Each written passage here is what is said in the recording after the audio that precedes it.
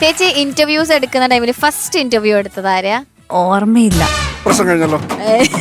സത്യമായിട്ട് ഓർമ്മയില്ല. Content broken. ആക്ടിംഗിലേക്ക് വന്നില്ലായിരുന്നെങ്കിൽ ചേച്ചി ഏത് ഫീൽഡ് തെരഞ്ഞെടുക്കായിരുന്നു? പൈലറ്റ് സയന്റിസ്റ്റ് എന്നും പറയാലോ. ഗവേഷണമാണ് അല്ല, എനിക്ക് ഒരു മേഖല. ശരിക്കും നീ ആരായനെ? അതെ, ഞാന് പാട്ടുകാരിയായനല്ലേ? പാട്ട് പാടാൻ എനിക്ക് ഇഷ്ടമായിരുന്നു. ശരി, പാട്ടായിരുന്നു ആദ്യം എന്റെ ആഗ്രഹം. പക്ഷെ അത് പിന്നെയാണല്ലോ വന്നത്. പാട്ട് പാടാനായിരുന്നു ആഗ്രഹം. പിന്നെ ടീച്ചറായനെ. ടീച്ചർ. ശാനിക്കോ? ആ പിള്ളേരുടെ അവസ്ഥ എന്തായിരിക്കും ദൈവത്തിനറിയാം. ഓക്കെ, ശാനിക്കോ? എനിക്ക് പൈലറ്റ് പരിപാടി എനിക്ക് ഭയങ്കര പറപ്പിക്കാൻ ഇഷ്ടമല്ല.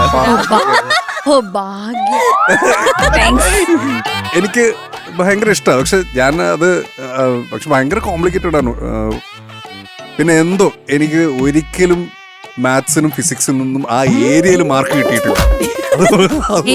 എനിക്ക് ഇഷ്ടമല്ലായിരുന്നു. അതെ, കാരണം മാത്സിലും ഫിസിക്സിലും ഓൾമോസ്റ്റ് 70-80% മാർക്സ് വേണം.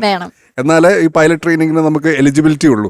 അപ്പൊ ട്രൈ ചെയ്തല്ലേ ശാനിക്ക? ഞാൻ നോക്കിയിട്ടുണ്ട്, പക്ഷെ നടന്നില്ല. കാരണം ഈ മാത്സും ഫിസിക്സും ഒന്നും അയ്യോ ഭയങ്കര പ്രശ്നമാണ് ഈ സബ്ജക്ട്സ് ഒക്കെ. അതുകൊണ്ട് പിന്നെ ഇതിന്റെ ഒന്നും ഒരാവശ്യമില്ലാത്ത ഈ ഫീൽഡിലേക്ക് ഞാനിങ്ങ് വന്നു. താങ്ക് യു വന്നതിൽ. ഹരിച്ചനോട് പിന്നെ ഞാൻ ചോദിക്കണ്ടല്ലോ അല്ലേ? പക്ഷേ ഇത് ഡെന്റിസ്റ്റ് ആയനെ. പക്ഷെ ഞാൻ ഡെന്റിസ്റ്റ് ആയിട്ട് ഇരിക്കില്ല. ഞാൻ കുറച്ച് ഡെന്റിസ്റ്റ്മാരെ പിടിച്ചിരുത്തിയിട്ട് ഒരു ചെറിയൊരു മിനി ഹോസ്പിറ്റൽ എല്ലാം തുടങ്ങി ബിസിനസ് ആക്കിയാണ്. കാരണം എനിക്ക് അങ്ങനെ എത്രയും പണിയെടുക്കാൻ വയ്യ, ഇഷ്ടമല്ല എനിക്കും എന്തോ. അതെ അതെ, അതല്ലേ ഏറ്റവും എളുപ്പമുള്ള പണിയാണ് പാട്ട് പാടുന്നത്.